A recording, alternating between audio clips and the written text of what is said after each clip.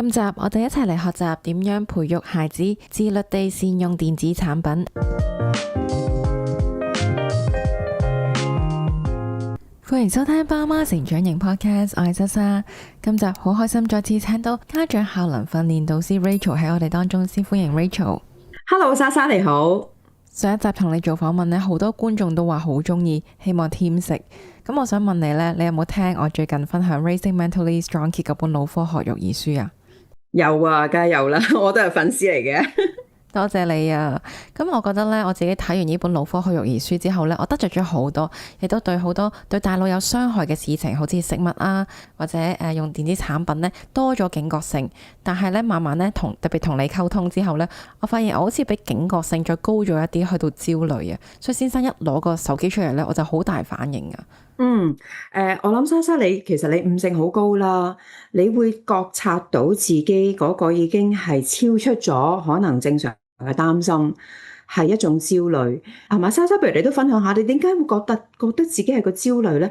你個身體有咩感受？身體方面，我覺得我見到我個女用電子產品，我會心跳加速，因為覺得呢一樣嘢可能會傷害佢嘅大腦啊嘛。咁見到小朋友受傷，我梗係反應大啦。但係其實理性上，我係知道，即係用電子產品呢，唔係掂下都會腦殘嘅。同埋我個女係一啲即係沉迷電子產品嘅跡象都冇，甚至佢係唔中意睇 YouTube 嘅。係啊，心跳加速啦，囉攣啦，甚至乎其實可能夜晚瞓唔着啦。咦喂，我個小朋友真係好中意玩手機喎，佢會唔會變成可能我哋轉頭已經諗，佢會唔會變成廢青啊？咁我係唔係一個失責嘅媽咪咧？係嘛？因為呢一種焦慮咧，會令到我哋做出好多好想控制嘅行為。我哋嘅方向就變咗禁止啦。唔俾啦，掂都唔好掂啦，或者掂要限時啦，多過1分鐘2分鐘我都不能接受啦。因為我哋就即刻跳咗落去個 conclusion 就係，佢多過2分鐘，佢真係唔識得自制，佢真係唔識得自律啦，我就成為咗失敗嘅媽咪啦。咁唔係去控制我自己，而係我哋控制一啲超越咗我哋嘅事情，例如我哋控制孩子行為，甚至乎控制自己先生，要佢配合。佢一唔做咧，我哋就好失落，又加強咗自己我哋往往跌咗入去呢一個情緒，完全中啊！所以我諗你嘅剛才嘅一啲焦慮咧，好多家長都好能夠有共鳴，因為就係因為呢種焦慮咧，支配咗我哋每日做咗好多其實係好低效嘅嘢。因為我基於焦慮，我好想去禁止呢樣嘢，我好想去控制呢樣嘢。但係我哋嘅出發點唔係去改變自己，我哋係控制對方。你講得好好啊！咁我嗰個就淨係得4歲，所以其實嗰個問題主要都係嚟自我嘅焦慮啊。但係我好多觀眾留言呢，分享就係我嘅小朋友真係已經有沉迷手機嘅困擾啦，影響學業成績啊，即係成日都掠要手機，收嗰陣呢又喺度發脾氣。亦都有啲家長反映，上次嗰個腦科學育兒書呢都唔實際，呢個年代邊有可能唔俾小朋友接觸電子產品啦？學校都要求要啦。咁所以呢，我今集就邀請 Rachel， 主要就係嚟同大家傾下究竟機不離手嘅教養困擾啊。因為我其實就真係資歷好淺啊。咁 Rachel 就唔止比我資深啦，更加呢，佢係有呢方面嘅課程呢，係教家長點樣做。咁 Rachel， 不如你同大家分享下喺呢個沉迷電子產品嘅呢個困局上邊，家長有啲乜嘢出路，或者你有啲咩睇法呢？點解而家家長咁痛苦呢？因為10個家庭11個嘅規矩都係家長 set 嘅，我哋口口聲聲話同小朋友達成協議，咁你自己好簡單對下，我哋達成個協議，其實同我哋去傾協議之前，腦入面個藍本 A、B、C 其實係咪都有9成9相似？如果係咧，其實你係冇傾過，你只不過係聲稱話達成協議，其實就係頒布指令。而呢一份咁嘅協議咧，點解咁痛苦咧？因為佢係好難執行。呢協議你靠個小朋友去執行協議，但係個協議係嚟自媽咪嘅，佢如何能夠有動力咧？因為佢根本都冇喺個腦喺個心度處理過 process 過呢件事情。你因為我哋係想小朋友執行協議啊嘛，而係再流於日日就喺度人肉鬧鐘佢啊，由朝頭早起身到刷牙，到夜晚食飯沖涼瞓覺都放低手機，唔好再打機，係時候要做咩？全部我哋係24小時做咗人肉鬧鐘，即係小朋友係喺督促底下長大。而家要有佢何來會有動力識得自己擺脫咗呢一個聲控嘅系統，而真係發展一個能夠剎車嘅系統呢？因為我哋一路就係俾個焦慮控制，就係我要你放低部手機我就安樂。但係我哋忘記咗，佢放低咗手機唔代表佢係一個喺現實生活度有動力、有目標、有願景、有熱情。所以你覺得控制孩子使用電子產品呢，其實係滿足家長焦慮嘅需要。咁孩子沉迷網絡世界或者社交媒體，咁你覺得佢哋嘅需要又係咩呢？其實背後佢一定係有一啲可能喺現實生活度滿足唔到佢嘅需要，佢透過打機去揾到呢個滿足。一般小朋友就係佢覺得冇嗰個掌控感、冇自主感啊。因為佢由起身到瞓覺，其實除咗打機匿入去阿媽睇唔到嗰個電子世界入面之外咧，所有嘢都係好似被掌控嘅。嗱，我返學就固然係啦，係嘛？幾時食 lunch， 幾時小息，幾時上中文、英文。我放學我嘅課餘活動啦，我返到嚟我係要做咗功課先休息，先有得玩。淨係呢樣嘢咧，已經成為咗阿爸阿媽同埋小朋友嘅角力啦。你係只係可以做一個聽話就乖嘅小朋友。如果唔係咧，你就被 label，你又曳啦，又懶啦，又唔聽話啦，又冇動力，又冇責任啦。佢唯一可以控制到嘅嘢就係覺得，我入咗電子世界，嗱，我做咩角色啦，我有啲咩武器啦 ，pose 咩樣，我以乜嘢狀態咩形象去示人啦。呢啲佢嘅掌控好大啊！嗰個自主感，嗰種能夠飛翔，生命原來係屬於我呢個感覺，好可能對於好多青少年嚟講係前所未有。咁你話個 temptation 有幾大啊？聽完你分享呢，即刻感受到小朋友其實佢哋日常嘅生活係幾咁窒息啊！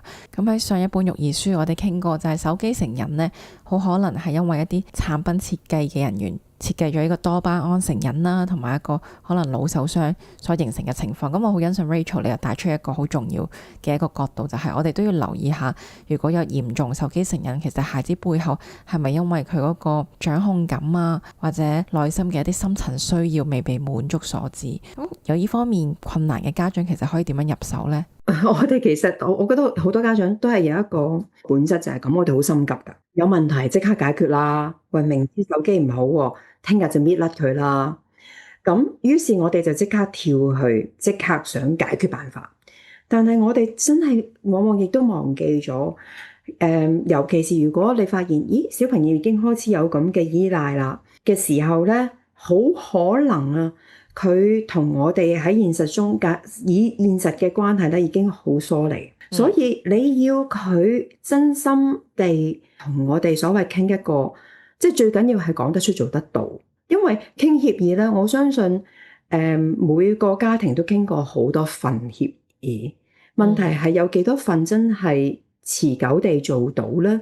或者小朋友有個動力，至少嘗試先啊！我覺得咁呢個係好大嘅問號。所以我哋要話去傾，去讓孩子去限制自己之前，佢點解有咁嘅動力要去做先？最大嘅動力就係其實佢同我哋有好強嘅連結。咁所以如果你已經去到一個孩子已經開始捐咗入去揾佢自己世界啦，佢必然同我哋係有少少鴻溝嘅開始。咁所以最好就係我哋能夠重新修復呢一個連結先啦。因為我哋過去可能往往我哋好愛孩子，但係唔代表佢收到我哋嘅愛。因為好多時佢收到就係我哋父母話為佢好，即係所謂為佢好啦。但係其實我哋口中出咗嘅就責備佢啦。點解你咁冇責任心㗎？又或者我哋督促佢啦，快啲啦，要瞓啦，係嘛？命令佢啦，梗係做咗功課先好玩啦。日常生活啊嘅説話對話就係充斥住呢啲咁嘅溝通嘅路障。我哋好似即係往往係着眼於究竟佢衰啲乜錯啲乜，咁個孩子必然同我哋越走越遠，對我哋好有戒心啦，佢開始好 defensive 啦。你講點解？所以點解你講親咩嘢？你未講佢就已經喺度發定脾氣咁樣。咁但係真正嘅連結就係我哋要學識真係點樣能夠同佢哋共情咯。咁呢樣嘢係難嘅，因為好多時咧同佢講共情咧，家長就話：喂，佢咁樣我點同佢共情啊？我同佢共情咪等於即係支持佢、認同佢、明白嘅。但係我哋又誤會咗，其實有陣時共情，我哋只係需要接受佢個情緒。每個成長，每一次放低電話，每一次攞翻起本書，其實係一個掙扎。我哋睇佢背後，甚至乎佢攤喺張床度，佢唔肯做，佢都唔係一個開心嘅狀態嘅。佢唔係一個完全好 enjoy 自己嘅，佢其實喺入面就係掙扎緊。佢知道自己要做，但係佢就係攞唔到個力量去面對。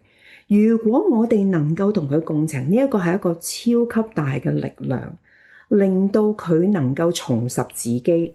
好好嘅提醒啊，就係家長唔能夠一嚟就想解決問題，如果冇一個好嘅連結同埋關係啦，所以又係去翻要先同你再引導嗰一招。透過最重要係聆聽。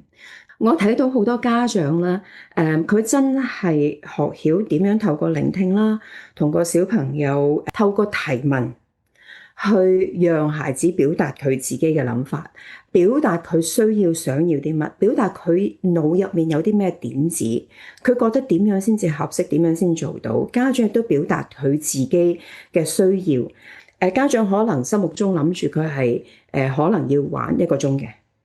咁但係原來個細蚊仔開出嚟咧係半小時，又或者小朋友佢自己開出嚟咧，不如你同我分唔同嘅 app 啦，一啲溝通嘅 app，我同我啲 friend message 嘅，或者 WhatsApp 或者係Kids Messenger，佢會多啲時間。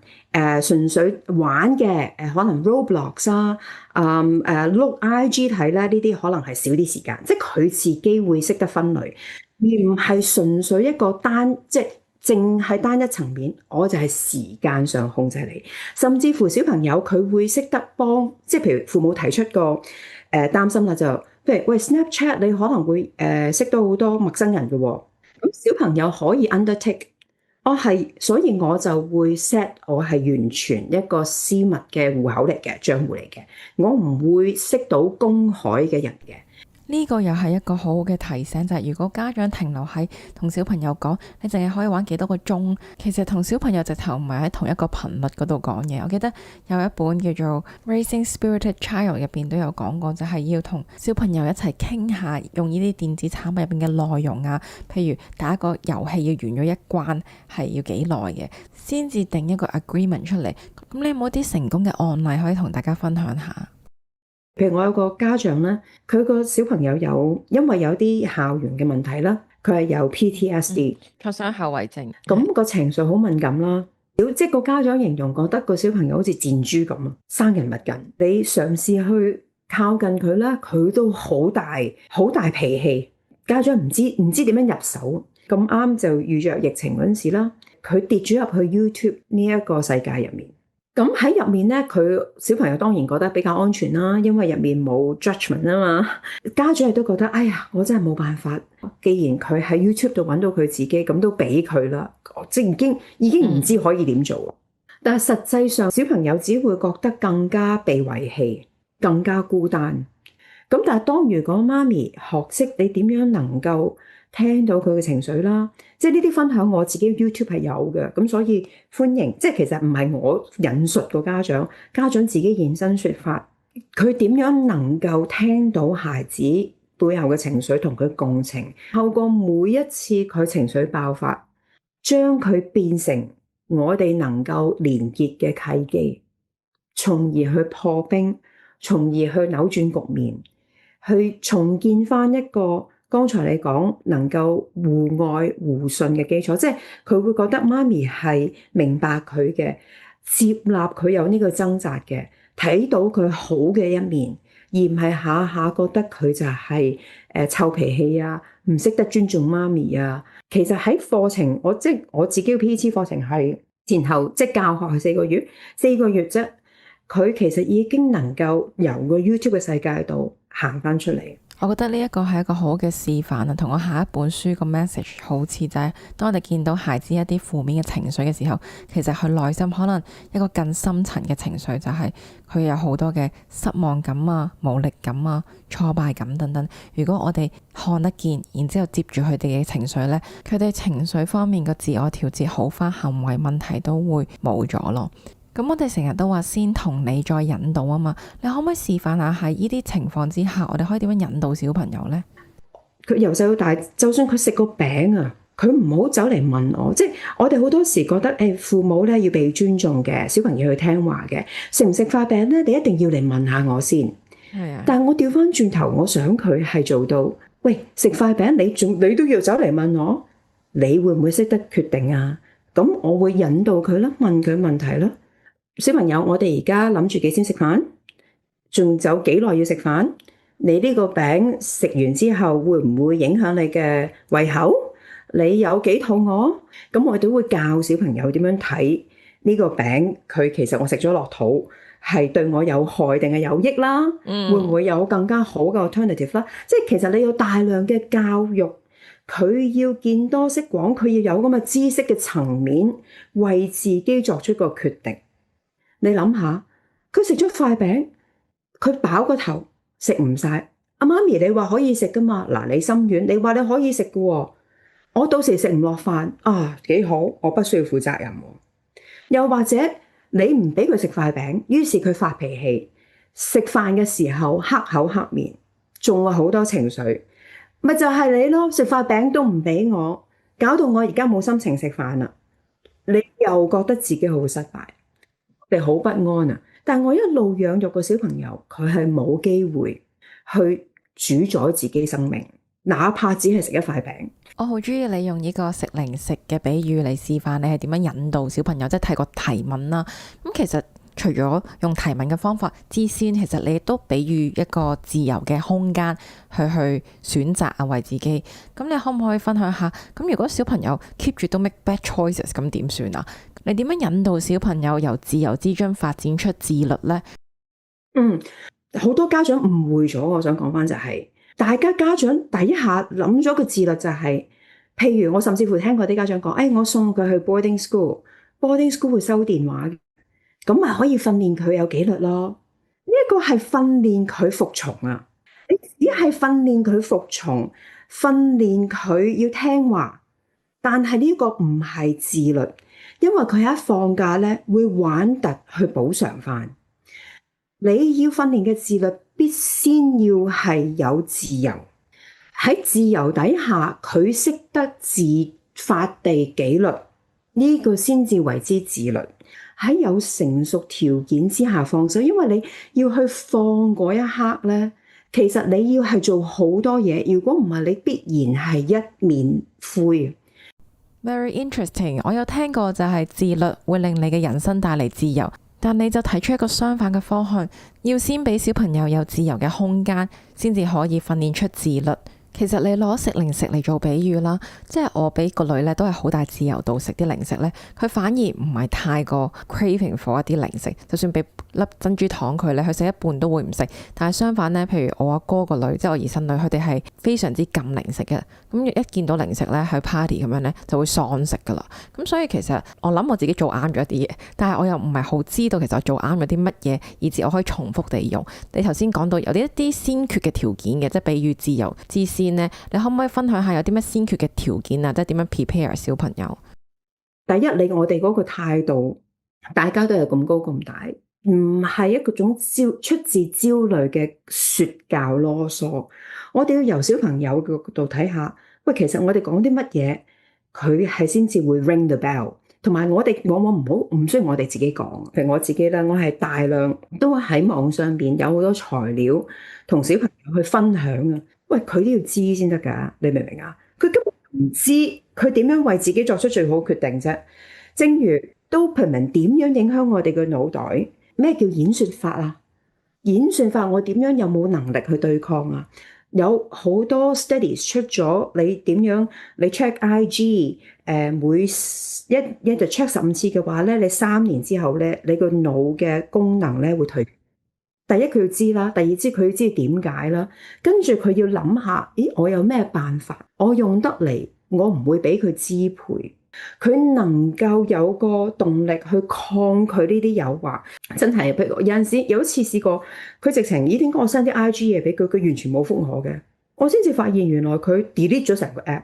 佢話佢覺得即係好 drain 佢時間。你會有多層察覺咧，你會讓自己真係紀律自己。咁佢哋develop咗好多好古靈精怪嘅嘢，係去抗衡呢啲嘢㗎。佢一路會有咁嘅覺察。我哋成日話，喂，過去15年手機養飽嘅世代嗰個焦慮啦、憂鬱咧，係以倍數去升嘅。佢有冇認識到身邊嘅朋友係咁咧？我唔係話佢，我係大家一齊提出，咦，有咁嘅現象喎？你係嗰個世代嘅人，你點睇啊？如果你身邊嘅朋友有咁樣，你覺得點樣可以幫到佢啊？即係我哋唔係要責怪佢，而係要讓佢去思考呢啲問題，加多自己一重嘅覺察。我覺得呢一個角色咧，家長係至關重要，因為咧我哋香港家長好神奇一樣嘢，就係我哋好相信教育嘅，我哋甚至係迷信教育，但係我哋又忘記咗，其實最優質嘅教育咧，正正就係我唔係教你乜嘢叫做得，咩叫唔做得。最值錢嘅教育唔係要教一個人 do's and don'ts。do's and don'ts 係好容易教，太容易教啦。點值錢呢？我哋最值錢嘅教育就係要擴闊我哋嘅孩子嘅視野，擴闊佢嘅眼界，令到佢掌握到呢個知識，繼而可以有咁嘅環境培養佢嘅思考、判斷、解難、控制衝動等等嘅能力。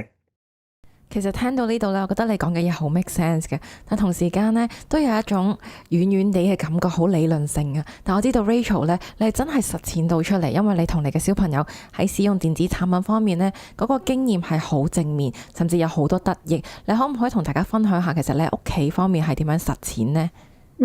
我諗最初即係我諗由細個可能係不經意，即係你唔係話我俾手機之前嗰一晚，我就先做大量嘅說教，同佢講定1、2、3、4、5、6、7、8、9、10嘅協議要佢執行，咁係一定唔會。佢因為佢為咗部手機，佢所有嘢都一定嘅 yes 嚟啊！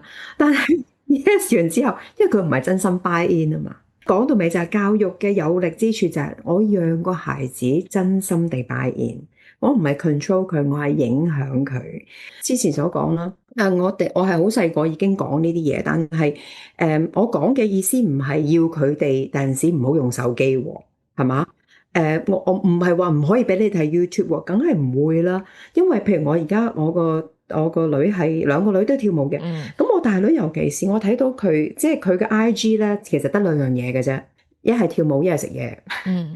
咁呢樣都係佢好中意嘅嘢嚟嘅。而我睇到佢透過 IG 咧，我覺得佢係直情一個係北美嘅walking Wikipedia。佢完全知道邊個咩年齡層嘅人，佢係喺邊一度讀邊間學校，跟邊個老師，邊個比賽攞過啲咩獎，有冇攞 scholarship，佢都會知。唔係淨係我哋加拿大，係成個北美喎。即係我成日覺得，喂，如果有一日咧，就算你跳唔成舞咧，你呢一個咁龐大嘅network 咧，未必都可以為你帶嚟啲價值啊。又或者對於佢 self care 啦，佢隻腳嘅傷患啊，點樣做 stretch 咧，哇，佢係睇好多。而透過 IG 咧，即係簡直係 brainwash 你點樣先至有一個 perfect injury free嘅一對腳讓你去跳舞。我其實 in a sense 我甚至乎多謝 IG 添。咁所以就係你點樣打好一個愛的教育，讓孩子知道其實甚至乎佢而家已經唔喺我屋企住啦，佢已經去咗另一個城市入讀 boarding school。咁我係完全冇機會睇到佢。我先生都有同佢講過，不如你嗰啲 app control，因為我哋收尾都有開始有 app control 啦。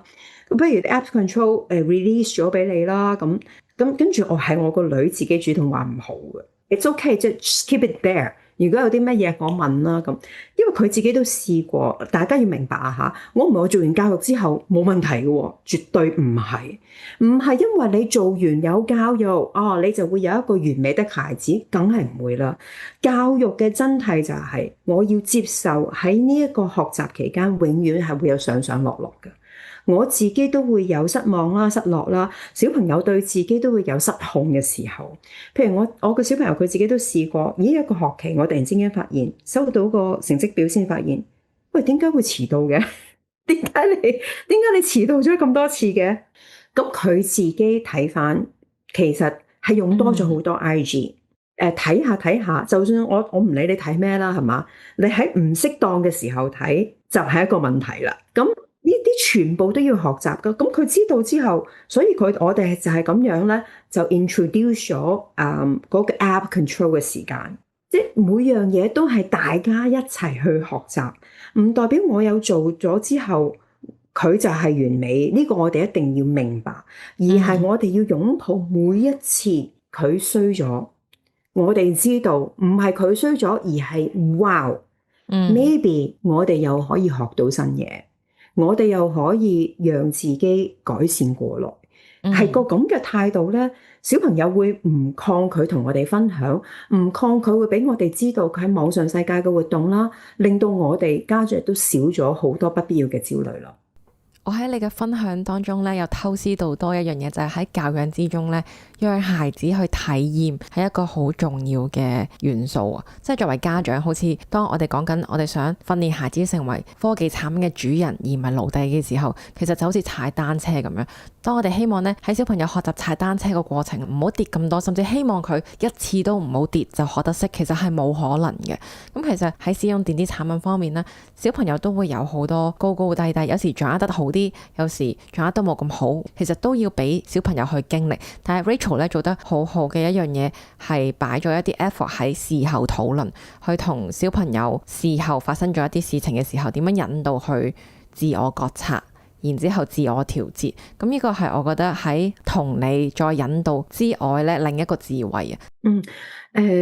多謝晒莎莎，因為如果我哋能夠咁樣做咧，我哋會養育到一個咧唔怕錯、唔怕輸嘅小朋友。到你青少年，你會發現呢樣嘢係好寶貴嘅，因為我睇到有一個情況就係好多小朋友匿埋咗屋企，跌咗入去網上世界，因為佢喺外面全部都係紅線啊！佢衰咗咧，佢就只係會面對後果啦、懲罰啦、責備啦，超時2分鐘會收佢手機2日啦，即係有好多呢啲嘢。即係我唔係話唔應該有後果喎，不過呢個責任當然大家傾啦。當佢知道佢要承擔責任，佢之前已經有咁嘅意識，為自己定咗我要承擔啲咩責任咧，佢唔會抗拒，佢都唔會抗拒同我哋去傾，亦都唔會抗拒去有新嘅嘗試，即係唔會覺得錯我就大鑊啦，我錯咧我就會俾人收手機2日啦。我擁抱呢件事，我係可以錯。我係可以衰，我係可以失敗嘅。我今個學期係原來遲到咗，我下個學期可以零遲到。我個女啱啱派佢喺另一個城市啦，佢係零遲到啊！你係可以，即係但係我都冇擔保保證啦。佢下個學期可能都會有再出現情況。咁但係當我哋明白，喂，其實我哋自己都咁樣學習過嚟啊。即係唔需要係制止 imperfection， 而係我哋透過每一次呢啲咁嘅起起跌跌，我哋能夠同佢共情咧，呢個力量讓孩子走得更遠，更願意去挑戰自己，更容易去投入，活出一個即係多姿多彩嘅現實世界咯。多謝你嘅分享，難怪你2個小朋友都咁優秀。即係我 picture 到咧，如果我係今時今日嘅小學生或者中學生咧，我諗我可能都會因為沉迷手機等等而導致成績下滑嘅。而其實小朋友成績表現唔好咧，其實自己都好有一種失落感啊、挫敗感、無力感等等嘅。但係如果有你作為我阿媽咁樣，咁你唔係責怪我，而係同我探索，我衰咗之後，其實我可以點樣改善呢？咁作為年輕人，我真係會比較聽得入耳，所以多謝你嘅示範，或者我都回顧下今日 Rachel 同我哋分享咗啲乜嘢啊。第一，我學習到咧，家長真係唔可以靠權力啊、命令啊去控制小朋友用手機嘅時間，真係好表面，只會令親子關係疏離啊。第二，萬變不離其宗，其實都係要去返先連結再引導，先有關係就什麼都沒關係啊。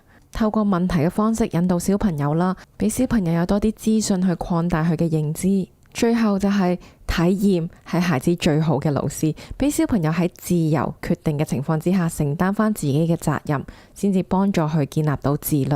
如果大家喺點樣教小朋友可以善用電子產品呢方面仲有多啲問題呢，我會將 Rachel 嘅聯絡方法，好似 YouTube 或者佢個課程呢，擺喺資訊欄嗰度，同埋 comment 俾大家。再次多謝 Rachel 上嚟我哋呢個節目，多謝你莎莎。